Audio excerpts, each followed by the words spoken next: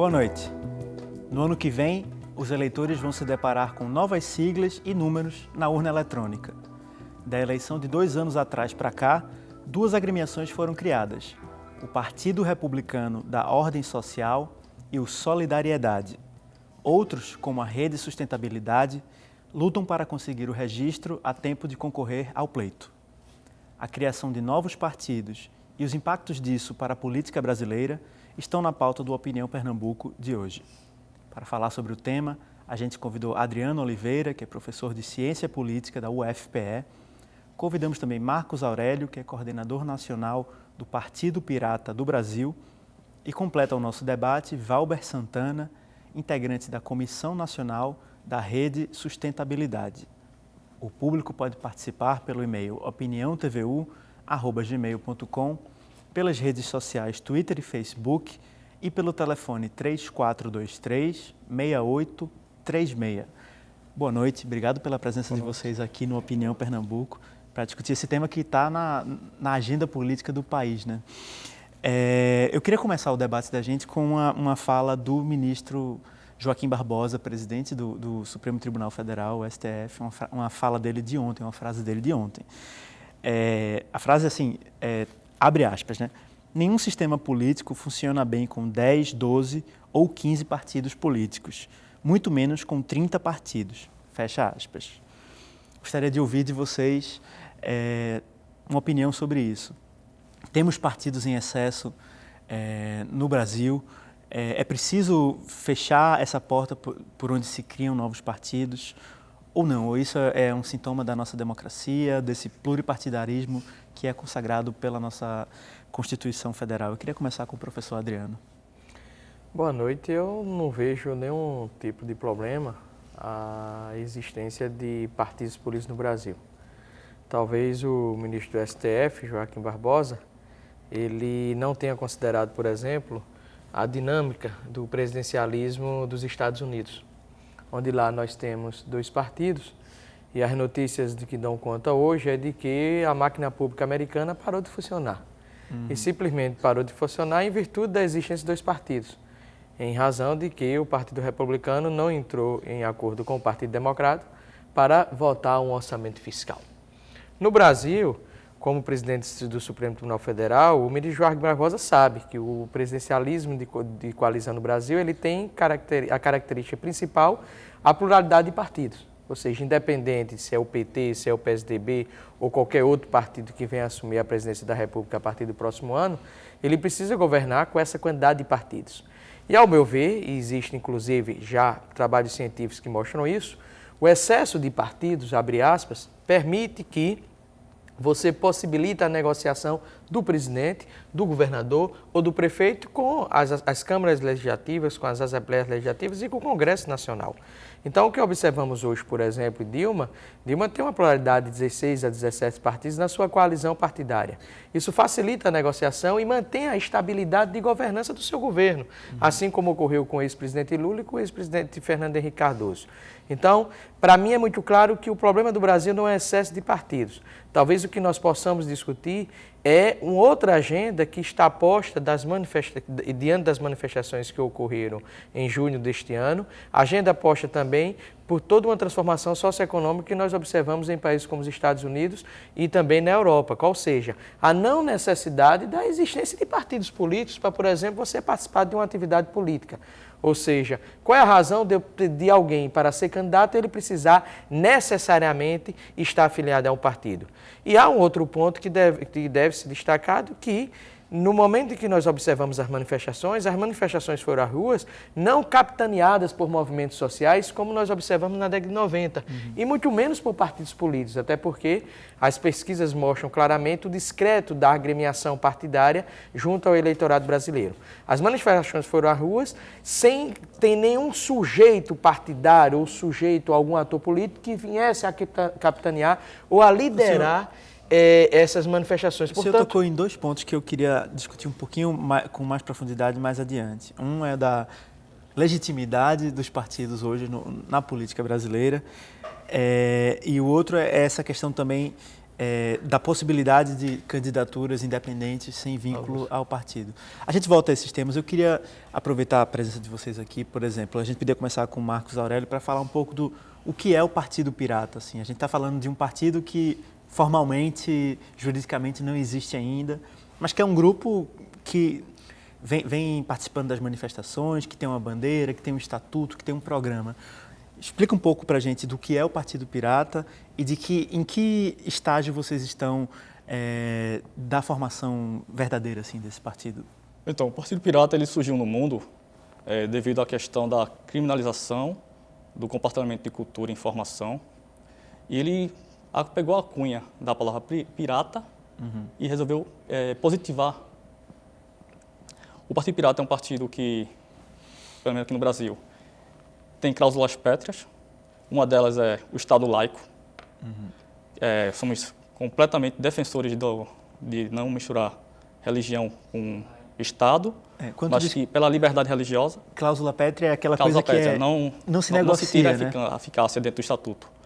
O compartilhamento da cultura e informação, uma cláusula que para a gente é muito importante, inclusive como proposta de estabelecer política pública, é a transparência pública. Uma transparência pública efetiva, que venha a ser uma transparência pública efetiva para o Partido Pirata.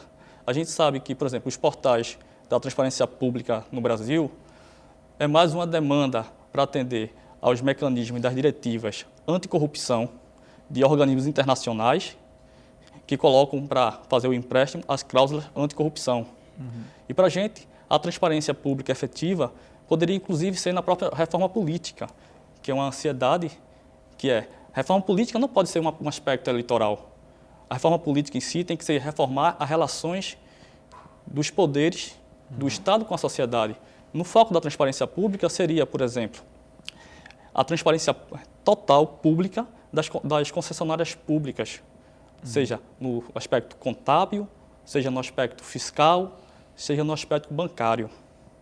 Já que essas concessionárias públicas passaram por processo de licitação e têm, por lei, a garantia do seu lucro, nada mais do que justo, mesmo ela sendo essa relação de direito privado e público que precisa ser bem especificada, é necessário que a sociedade passe também a auditar essa possibilidade. Em que estágio de formalização vocês estão atualmente? Eu sei que o programa do partido e o estatuto foram publicados no Diário Oficial da União e que isso é uma etapa que é preciso se cumprir. Mas tem várias outras agora, não é isso? Então, estamos no estágio de, agora, fazer a contratação da sede em Brasília. O próximo passo é entrar com um registro no cartório eleitoral de Brasília para obter o processo de partido em formação, obter o CNPJ na Receita Federal e, em seguida, começar a coleta de assinaturas. Que não é hoje, os mecanismos de criação do partido no país não são para pessoas comuns. É para quem tem estrutura, é para quem tem já uma máquina ao seu lado, ou que tem financiamento. Acho que com isso a gente chega no caso da Rede Sustentabilidade, que é o caso que está na mídia, está nos jornais de hoje, inclusive, né? A Rede coletou uma série de assinaturas para a formalização, né? Ou seja, eles estão nessa última etapa já, né? Mas tem tido problema com a averiguação, com a certificação dessas assinaturas. Queria que tu explicasse um pouco de qual é a situação da Rede agora, nesse momento, que é questão de minuto a minuto mesmo, né? Assim, e também um pouco de qual é a proposta do partido. Bom, primeiramente, boa noite. Agradecer a oportunidade de estar aqui.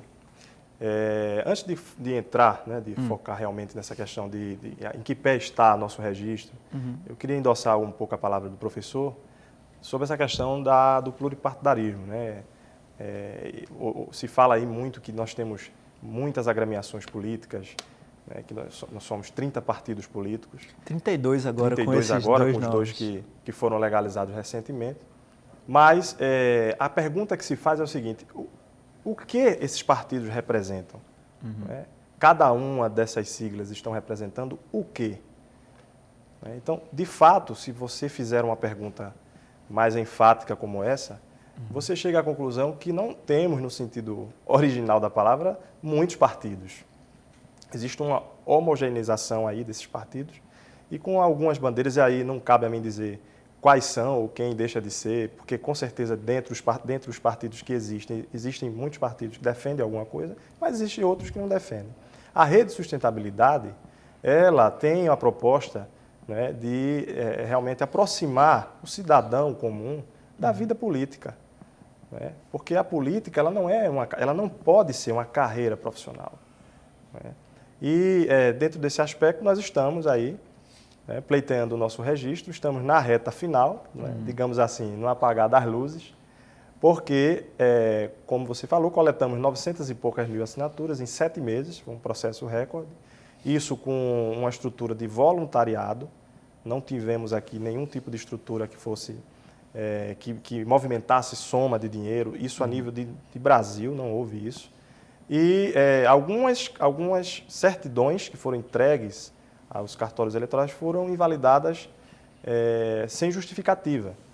Inclusive, promovemos uma campanha nas redes sociais, na qual o indivíduo que assinou a ficha de aprovação, de apoiação, né, do partido, colocava a sua assinatura e a ficha e perguntava por que a sua ficha foi invalidada.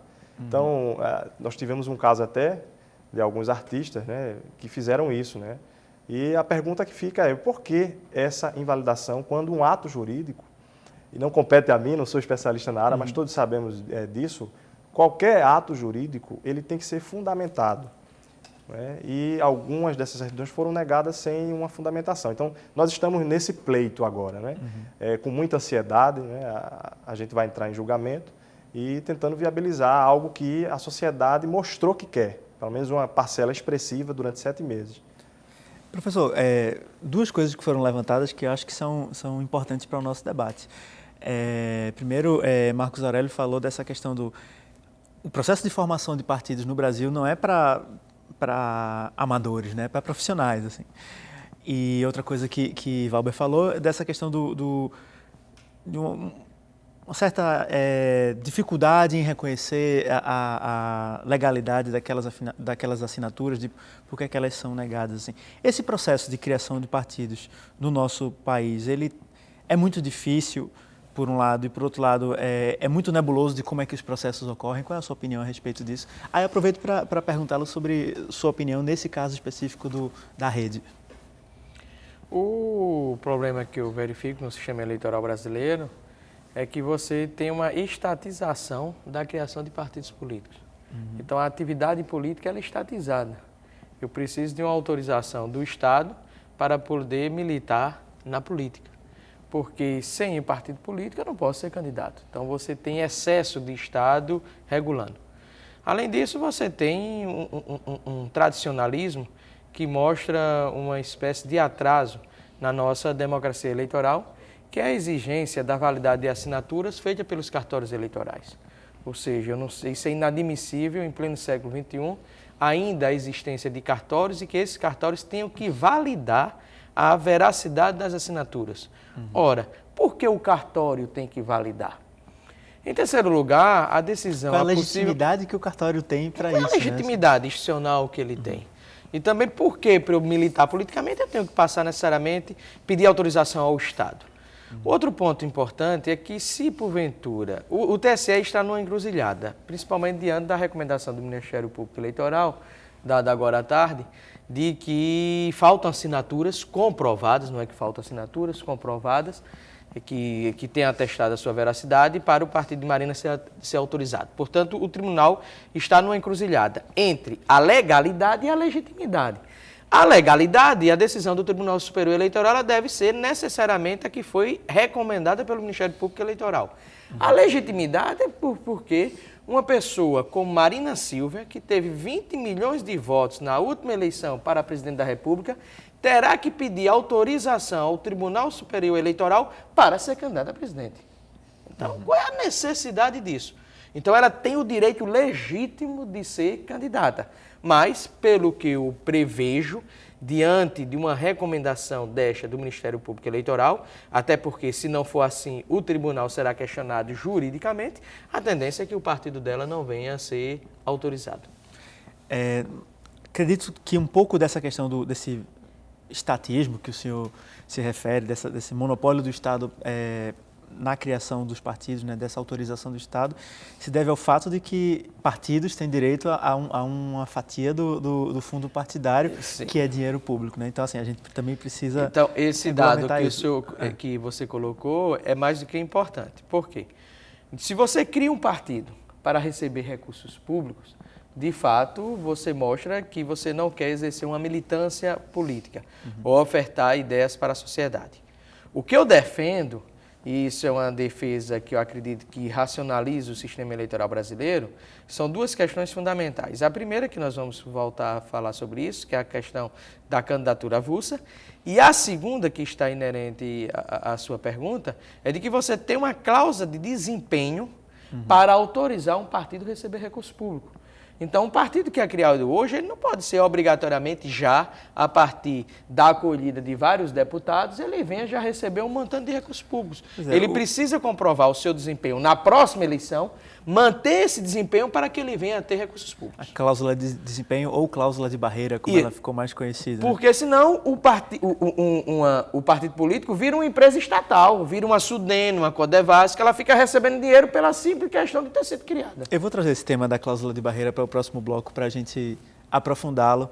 A gente chama o público novamente a participar desse programa pelo e-mail opiniãotvu@gmail.com, pelas redes sociais Twitter e Facebook e pelo telefone 3423-6836. A gente volta em 2 minutos.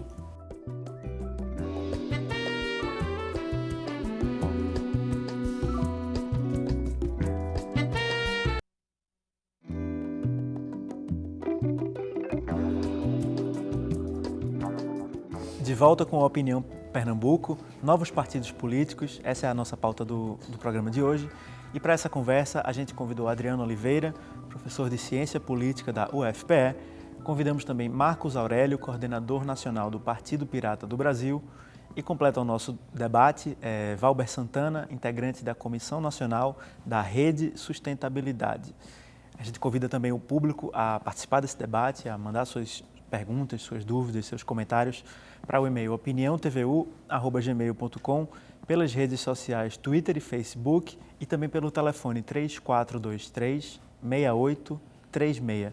No bloco anterior, o professor Adriano Oliveira falava sobre essa questão da cláusula de desempenho, que em alguns casos ela é citada como um sinônimo para cláusula de barreira, que é um negócio que a política brasileira discute há muito tempo, né? Assim, que acho que, em resumo, seria um número mínimo de votos para que os partidos políticos tivessem representação, tivessem direito ao fundo partidário, tivessem certas prerrogativas.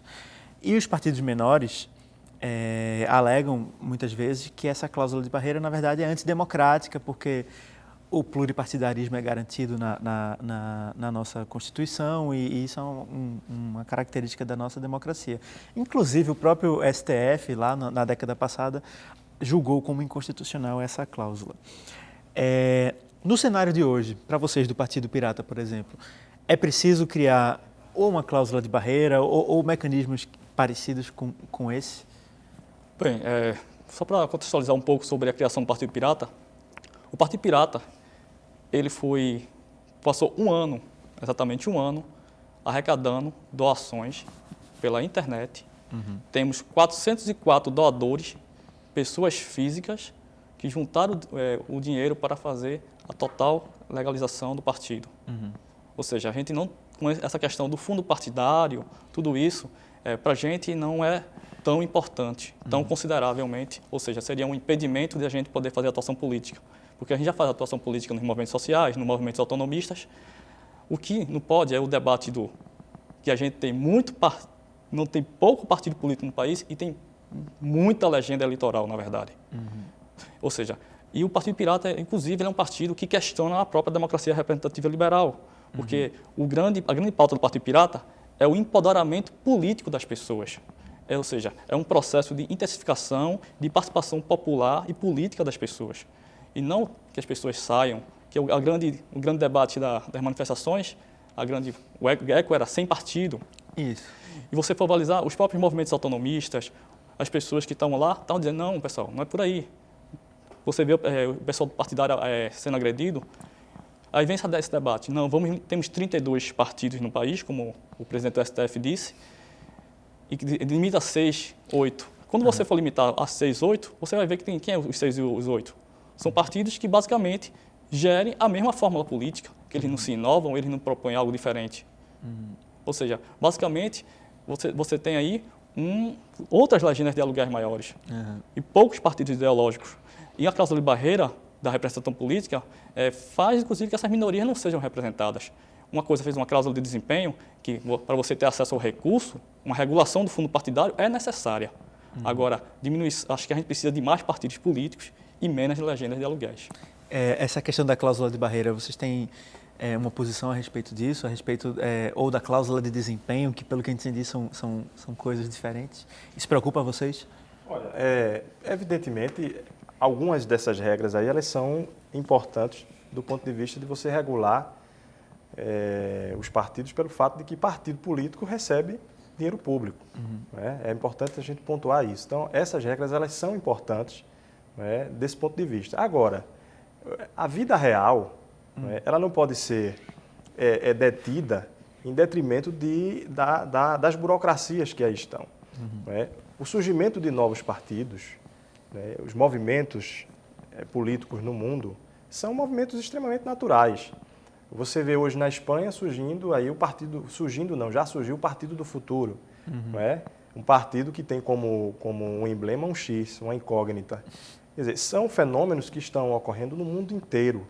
E isso se repete, né, quando você viu, por exemplo, aqui no Brasil, na República, pós-República Velha, né, no governo Getúlio Vargas, ainda na época da Segunda Guerra Mundial, os movimentos na Europa, eles se repercutiam aqui também, né, com a Aliança Nacional Libertadora, os integralistas, quer dizer, são movimentos que surgem da dinâmica viva da sociedade. Então, o nosso posicionamento é exatamente esse. Até que ponto, o professor falou muito bem disso, às vezes nem tudo que aquilo que não está sendo colocado como legal, né, que não cumpriu um critério mínimo da legislação, não é legítimo. Né? Existe uma legitimidade muito grande aí. Né? A rede, por exemplo, nós temos aí uma discussão não, já é parte integrante do nosso estatuto, algo que eu diria que é um avanço ou uma antecipação da reforma política. Né? Nós vamos garantir 30%, até 30% das nossas candidaturas para candidatos avulsos, que é o cidadão que não tem uma vida orgânica no partido, não é filiado ao partido, mas ele quer se candidatar e como a legislação eleitoral exige que ele seja filiado a um partido, né, nós vamos permitir essa candidatura avulsa, contanto que ele tenha uma identidade programática com a rede, contanto que ele nos apresente um apoio, né, de um sindicato ou de uma participação social que ele tem, né, um clamor de um setor da sociedade no qual ele faz parte, ele vai ter esse direito a ser candidato, né, para os cargos legislativos. Então, nós estamos antecipando uma reforma política, é aquilo que as ruas estão pedindo, né, e clamando por decência. Existe uma coisa aí que é muito importante, a gente não fala, que é exatamente decência.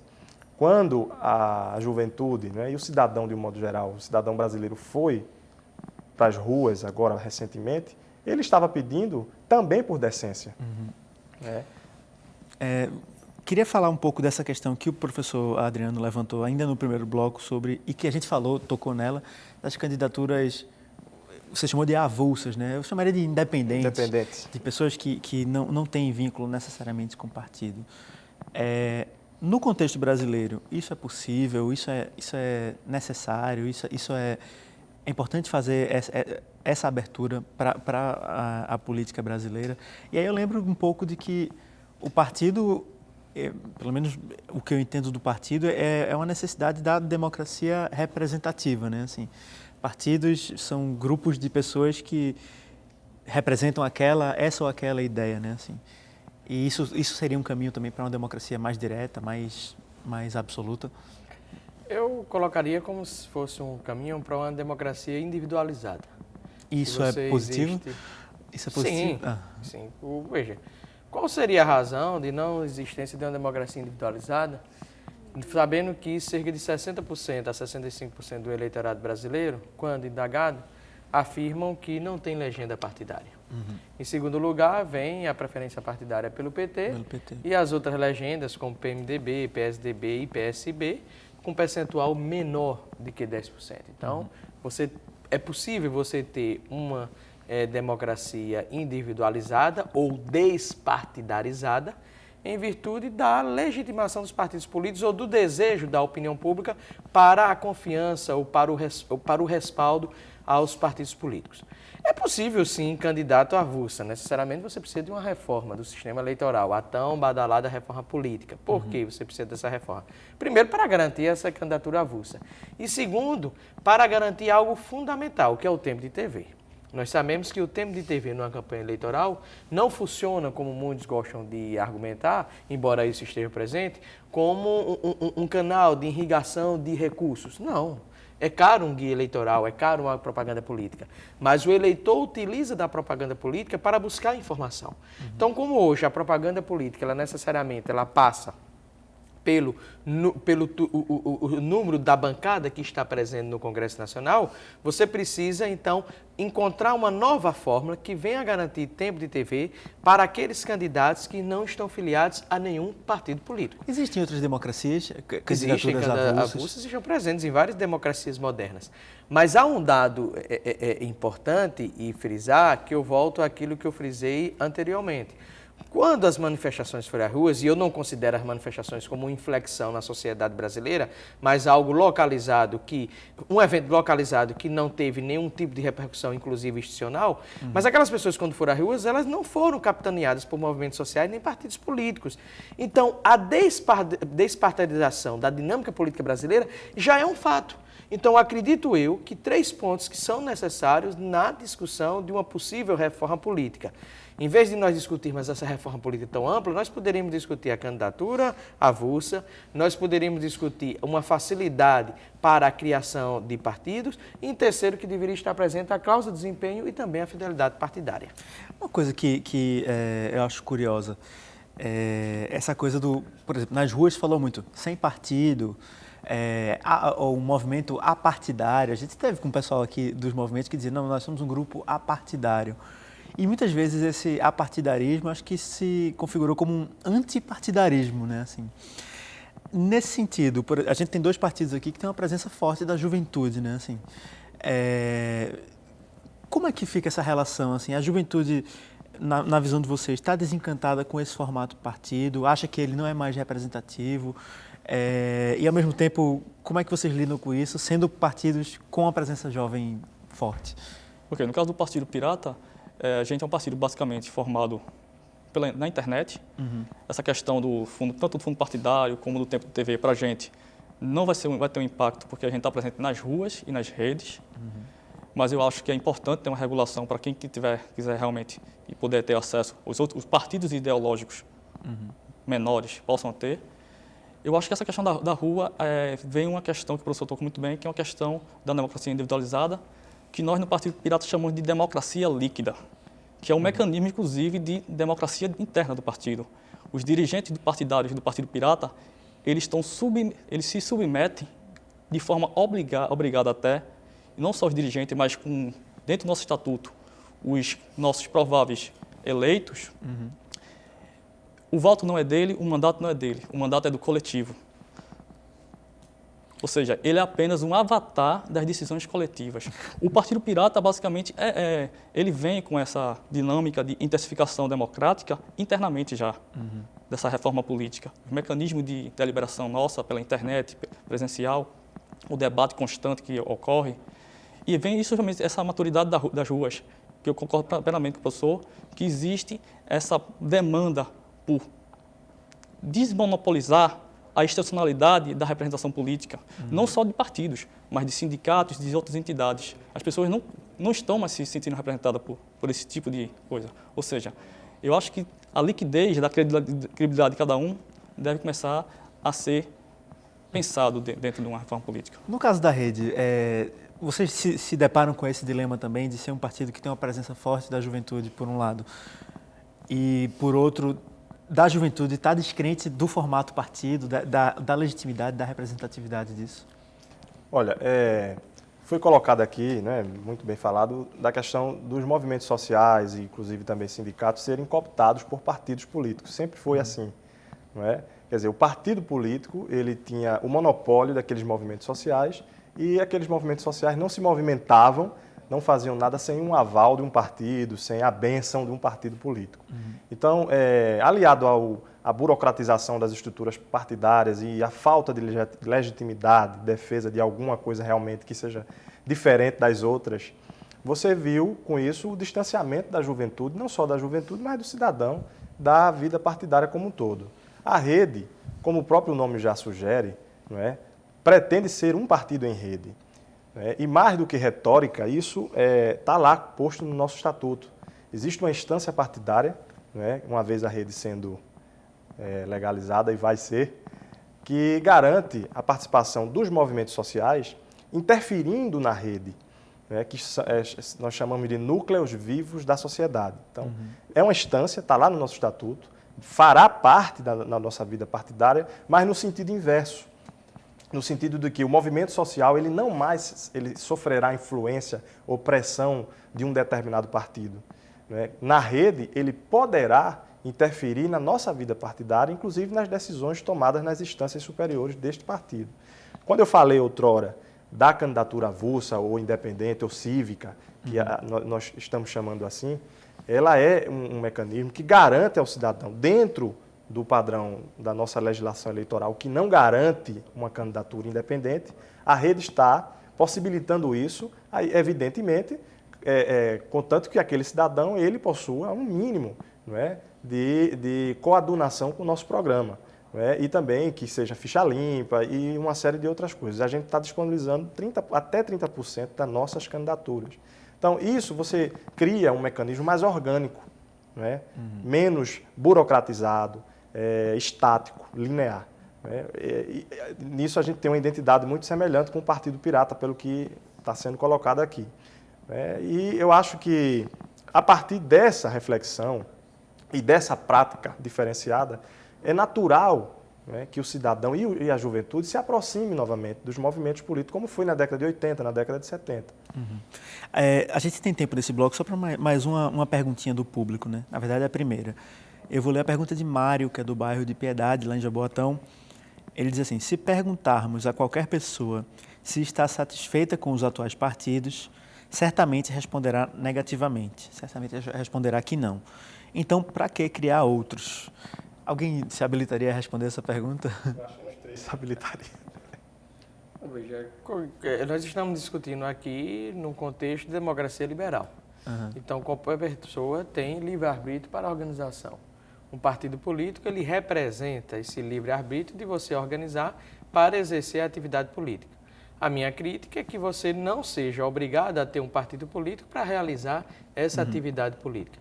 O telespectador ele tem razão quando ele diz que há um descrédito do partido político. E há esse descrédito.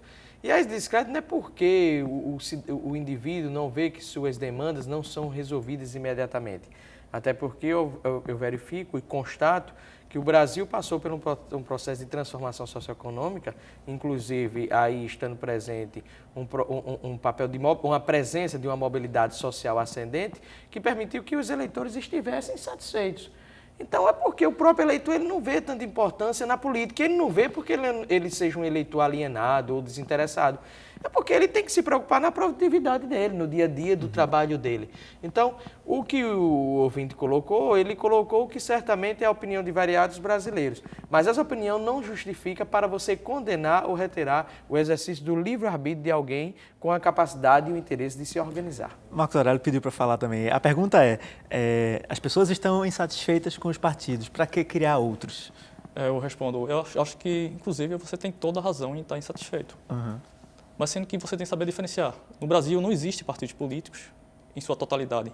Existem legendas de aluguéis que estão gerindo uma mesma fórmula de fazer política. Eu acho que o que se tem que discutir, e é a questão que o professor colocou bem, do monopólio da representação política institucional. Porque, no caso da rede, no caso da Marina Silva, que tem já a legitimidade para ser candidata de um movimento Por que ela não pode sair sem necessariamente precisar de um partido político por trás? Porque o Partido Pirata tem que se institucionalizar o movimento pirata para poder disputar e, inclusive, empoderar politicamente suas propostas através do meio institucional.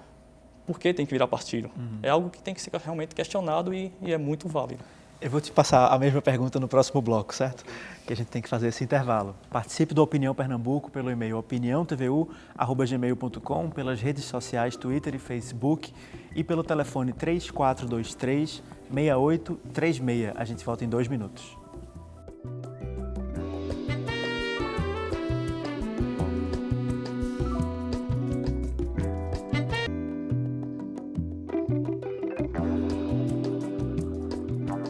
A Opinião está de volta para o último bloco. A nossa pauta de hoje são os novos partidos políticos. Ainda dá tempo de participar pelo e-mail opiniãotvu@gmail.com, pelas redes sociais Twitter e Facebook e pelo telefone 3423-6836. Eu deixei no final do bloco a pergunta para Valber, a pergunta de, deixa eu só encontrar aqui, Mário, de Piedade, né? As pessoas estão insatisfeitas com os partidos, para que criar outros? Primeiramente, eu me sinto extremamente contemplado com a pergunta, né? Eu acho que ele tem que estar realmente, as pessoas devem estar realmente insatisfeitas. Agora, é bom salientar que existe, basicamente, simplificando, né, a criação de partidos, você tem algumas pessoas que, por interesses mais individualistas possível, ou eu diria assim, um interesse estritamente eleitoral para criar um partido, e existem alguns movimentos que precisam dessa dinâmica eleitoral e querem se institucionalizar como partido.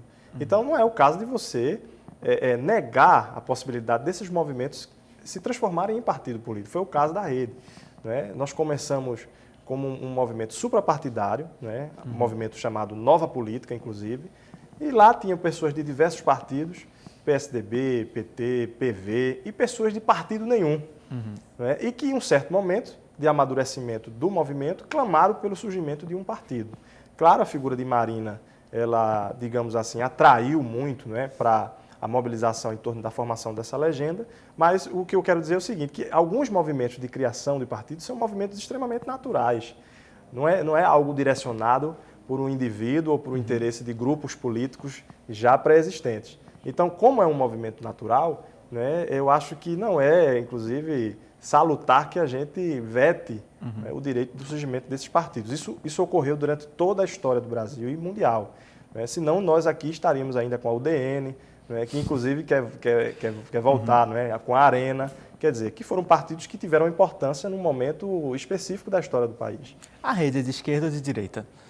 Essa é uma pergunta que não quer calar, né? A Rede tem um traço muito, até pelo nome, né, o nome já diz, Rede Sustentabilidade, tem um traço extremamente forte do ambientalismo. O ambientalismo surgiu basicamente na década de 70, inclusive questionando esse espectro político de esquerda e direita, né?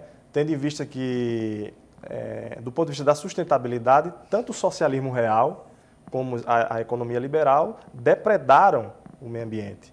Então, nós costumamos dizer que nós estamos um passo à frente, não é? Ou que nós não somos nem oposição, né, nem somos situação, nós temos posição, que é o fato de nós termos claramente o que é que queremos, né, para a vida política no Brasil. Uma coisa que eu gostaria, não queria deixar passar, é sobre o questionamento da existência do partido, inclusive dentro do Estatuto da Rede de Sustentabilidade.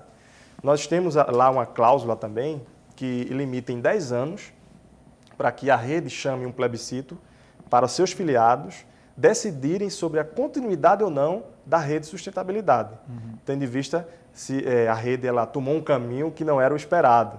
Né? Então, existe também uma cláusula dentro do nosso estatuto questionando nossa... É um botão de autodestruir. É um botão de autodestruição. O Partido Pirata é de esquerda ou de direita? O Partido Pirata ele é completamente anticonservador, antirreacionário e bastante progressista nas questões dos direitos civis. Muito progressista nesse sentido. E inclusive, sobre essa questão, nossos estatutos, a gente dificulta o uso do partido como legenda de aluguel. Tem inúmeros mecanismos, tempo de filiação, vindo de outro partido, a questão do próprio mandato, a questão do próprio dirigente estar submetido completamente à decisão coletiva. Então, basicamente, a gente é pirata. Entendi. Eu queria trazer os comentários. Tem Jair Galvão, que é do bairro do Jordão Alto, e tem um comentário parecido também, que é o de Sônia de Casa Amarela. Jair diz: por que são criados tantos partidos políticos? O que os debatedores acham disso? Quais seriam as vantagens para a população? E Sônia, que é do bairro de Casa Amarela, diz: já há partido em excesso. A cada nova eleição criam-se novos, precisamos de pessoas que façam esse país melhorar. De alguma forma a gente já tocou nisso, assim, da abertura que há na lei brasileira para esse pluripartidarismo e de como isso é importante para a democracia, desde que não fique restrito somente aos partidos, né? Assim, alguém teria mais algo a comentar a esse respeito, essas queixas do partido em excesso? Eu acho que, na minha opinião, o grande problema dessa discussão, se tem excesso ou não tem excesso, para que mais partidos ou menos partidos, é o financiamento público dos partidos políticos. No momento em que você veta e define pelo um desempenho ou limita esse financiamento, não tem por que nós ficarmos discutindo partidos políticos. O que nós temos de discutir é o contrário do nosso raciocínio. Não é a existência de mais ou menos partidos políticos, mas uma primeira discussão é como tornar partidos políticos mais atrativos para os eleitores. Esse é o primeiro ponto, um ponto inclusive básico. Não adianta você criar só o partido e esse partido ele vir aglomerar vários candidatos, vários parlamentares e, consequentemente, ele se chamar partido. Ele precisa ter uma ideia, ele precisa ter um conteúdo até para alavancar uma certa partidarização, que vai de encontro à despartidarização, da própria dinâmica eleitoral brasileira. E, em segundo lugar, não é necessário, como eu já frisei, tantas amarras para o indivíduo exercer a sua militância política ou exercer a sua candidatura. Ou seja, necessariamente o partido não precisa existir para que você tenha participação eleitoral. Lourivaldo Cordeiro, ele faz uma pergunta, eu não sei se eu entendi bem, mas ele diz assim: o desenvolvimento político não seria prejudicado de alguma forma pelo tratamento jurídico anacrônico? O que eu entendo que ele está dizendo aqui é: não tem dificuldade demais para se criar partido? A gente tocou um pouco nesse assunto também, né? Claro. Da burocracia, da dificuldade de conseguir essas 500 mil assinaturas e depois de elas serem reconhecidas em cartório. Acho que a gente falou bastante sobre isso. Teria alguma coisa a acrescentar sobre esse tratamento jurídico aos novos e recém-criados partidos? Vocês que estão enfrentando essa realidade diariamente? O que eu poderia dizer é que na Rússia de Vladimir Putin, o quantitativo de assinaturas, digamos assim, para a criação de um partido é muito maior. Né? E aí o Vladimir Putin está lá numa democracia né, que é questionável. O importante é ter isso em mente. Eu acho que o porquê daquele partido, porque aquele movimento político quer se transformar num partido, né? Que tipo de legitimidade esse movimento político tem, não é? Porque nós não queremos mais do mesmo. Né? A população está dizendo isso. Nós não queremos mais uma legenda, né? Mais uma siglazinha. Então, eu acho que é essa questão que tem que ser o ponto mais importante. De fato, burocratizar demais, às vezes, serve a interesses escusos, né, que nós não conhecemos. Não necessariamente sempre, mas às vezes sim. Tem a pergunta também de Ariadne, de Paulista, do município de Paulista, né? Muito boa a pergunta, né? O que os debatedores acham dessa dança de cadeiras, como os políticos dizem? Só essa semana, pelo menos 3 deputados, líderes importantes daqui de Pernambuco mudaram de partido, né? Assim, me vem à cabeça o Tony Gel, que está saindo do Democratas, Augusto Coutinho está saindo do Democratas também, indo para o Solidariedade, esse novo partido. Enfim, tem uma série de mudanças. Silvio Costa também está saindo do PTB para ir para o PSC, enquanto o presidente do PSC vai para o PSB. Então, assim, qual a opinião de vocês sobre essa sopa de letrinhas e esse troca-troca? A mudança é legítima, partindo do raciocínio simplista e pragmático de que um político ele se comporta com a expectativa de poder e, consequentemente, ele defende a sua sobrevivência. Então, as pessoas mudam de partido para garantir a renovação do seu mandato. Caso não tenha mandato, as pessoas escolhem o partido, aquele partido que melhor lhe dá condições de ser reeleito. Simplesmente isso, não tem essa discussão tão complexa como queremos dar. Mas aí entra aquela questão que você já falou antes, né? Assim, são siglas, não são partidos, não tem um programa, né? Vem um debate muito anterior, que é o debate da reforma política, que eu tinha colocado, da reforma das relações dos poderes do Estado com a sociedade. Essa questão da desprofissionalização da política é importante, que o Poder Executivo possa exercer, mas é importante as candidaturas avulsas, a própria reforma da intensificação e do controle social dos mandatos. Eu acho que é um ponto muito importante. Eu acho que tem que desprofissionalizar essa questão de ser dono de mandato. Você tem também o recall do mandato. O recall do mandato, o dono do mandato. Eu acho que o dono do mandato é a sociedade. Tem o comentário de José Ricardo, também de Paulista, mandou um e-mail para a gente. Ele é professor de História, discute com os estudantes na disciplina de Direitos Humanos duas questões que são altamente polêmicas, a gente já discutiu ela bastante aqui no Opinião Pernambuco. Primeira, se o Brasil é uma democracia, por que o voto é uma obrigação? Professor Adriano Oliveira, qual a sua opinião sobre a obrigatoriedade do voto? Isso deveria mudar no Brasil? Veja, eu sou contra tanto ao voto obrigatório, como também ao financiamento público de campanha. Porém, faço uma ressalva. Será que, no momento em que eu desobrigo o eleitor de votar, eu não tornaria a campanha mais cara, principalmente naqueles ambientes onde ainda estão presentes a compra de voto ou a famosa boca de urna? Então, esse é só o meu questionamento. Mas eu defendo a não obrigatoriedade do voto. O Partido Pirata tem posição sobre voto obrigatório? No momento a gente não tirou uma posição, mas a gente, pelo próprio princípio de empoderamento político, posso dizer que a participação popular ela é nata da pessoa. A pessoa liquidamente participa ou não daquele determinado momento. Eu acho que o que tem que se debater claramente é esse mecanismo de candidatura individualizada, de liquidez da representação, de, por exemplo, debater a necessidade real da quantidade de câmaras de vereadores em cidades com 10 mil habitantes, que se hoje há a possibilidade de mecanismos, inclusive digitais, que possibilitam a população ter uma real participação, por que não formar, ao invés de ter uma Câmara institucionalizada, formar comitê popular de representatividade líquida, que pode ser mudado a qualquer momento nessas cidades? A rede tem posição sobre o voto obrigatório? Não, sobre o voto obrigatório, eu tenho posição. Nós estamos debatendo ainda alguns temas como esse. E aí eu falo em causa própria mesmo aqui, falando do meu ponto de vista, eu não sou favorável ao voto obrigatório. Agora, a rede de sustentabilidade, a gente não tratou desse assunto especificamente. O que a gente, de um modo geral, vem falando é sobre a representatividade do eleito. Não é? Que tipo de representatividade ele tem?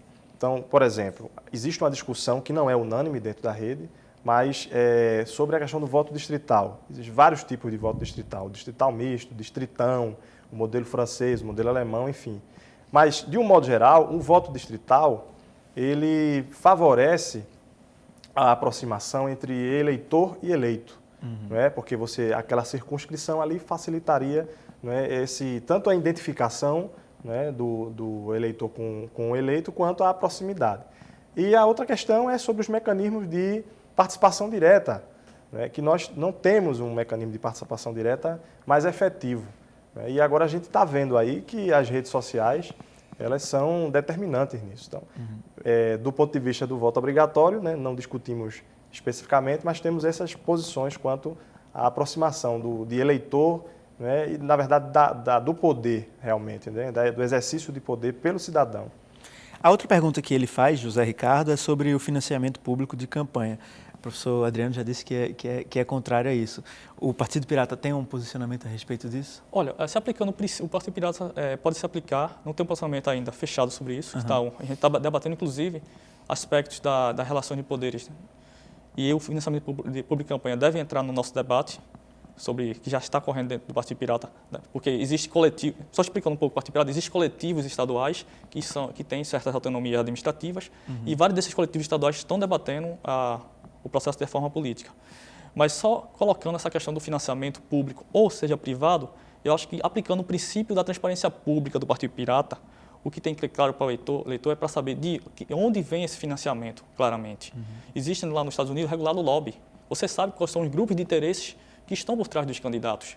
No Brasil, isso parece estar escuro, ninguém sabe como é essa relação de poder econômico naquele candidato, isso não está claro para a população, isso não está transparente. Eu acho que antes de tudo, é necessário que se aplique a transparência pública nesse processo de financiamento, seja ele público ou privado. Financiamento público, rede de sustentabilidade, vocês defendem? O financiamento público, né, existe uma tendência favorável, né, do nosso grupo ao financiamento pelo fato de que você dificulta, né, a interferência econômica no processo.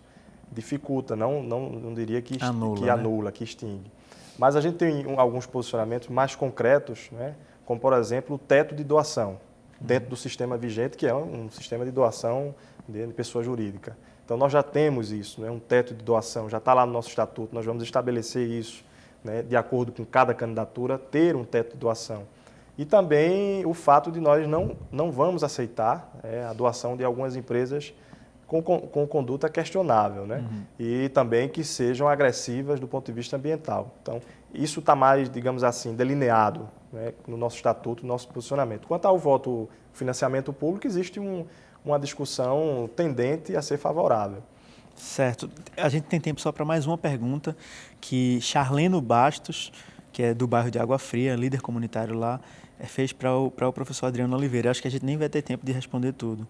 Mas ele pergunta, o senhor acha que existe ideologia ou compromisso social com a criação desses novos partidos? Ou essa é uma nova ferramenta utilizada por alguns medalhões da política pernambucana e nacional para se perpetuarem no poder? E ele pergunta também se o senhor é filiado a algum partido político. Não sou afiliado a nenhum partido político. E quanto à ideologia, a própria sociedade não tem ideologia, né? Se você quiser perguntar à população se ela é de esquerda, de direita, de centro-esquerda, ela não vai saber decifrar, até porque o conceito de esquerda e direita, diante das transformações que ocorreram no mundo, em particular no Brasil, são conceitos que ficaram esvaziados. O que eu vejo hoje no Brasil e no mundo é uma agenda muito própria, muito comum entre os partidos. Então, a discussão, acredito eu, não passa necessariamente pela identificação do partido no que condiz a essa ideologia tradicional, o que é esquerda e direita. Talvez o que nós devemos discutir são outras características do partido, como, por exemplo, transparência pública, controle social, transparência no exercício do mandato do eleito. Então, dá tempo para mais uma perguntinha, que é a de Luciano Azevedo. Ele mandou para a gente por e-mail. Ele faz um comentário na linha do que a gente já discutiu, né? Essa verdadeira sopa de letras que são os partidos não serve apenas para confundir a cabeça do eleitor. Como se não bastasse, os políticos vivem trocando de legendas conforme suas necessidades. Era um tópico para o nosso debate que acho que não vai dar tempo, que era essa questão da fidelidade partidária, né? Assim, e sobre essa polêmica do o mandato pertence ao partido ou à pessoa que foi eleita? E como é que o Brasil tem tratado desse mecanismo? Né? Se a exigência de que para você ser candidato, você necessariamente precisa estar afiliado a um partido, a interpretação jurídica que eu tenho é de que o mandato pertence ao partido. Porque se pertencesse ao indivíduo, eu não precisaria de partido para ser candidato. Mas a resolução do TSE fala de motivos legítimos. Eu não sei exatamente qual é o termo que ele usa para permitir ou não essa Sim, mudança. Motivo legítimo que você tem a autonomia de, com a criação de um novo partido político, que você possa mudar. Justa causa, na verdade, é o termo que ele usa. Ou se não, algum tipo de perseguição interna no partido. Mas que, se você tenha essa exigência de que para ser candidato você precisa ter um partido, estar afiliado a um partido, o mandato pertence ao partido. Gente, o nosso tempo acabou. Eu agradeço a presença de vocês aqui no Opinião Pernambuco. O Opinião Pernambuco termina aqui. Esse programa vai estar disponível em alguns dias no nosso canal no YouTube, que é youtube.com/TVU Recife. Eu agradeço pelas excelentes perguntas, agradeço por assistir e até o próximo programa.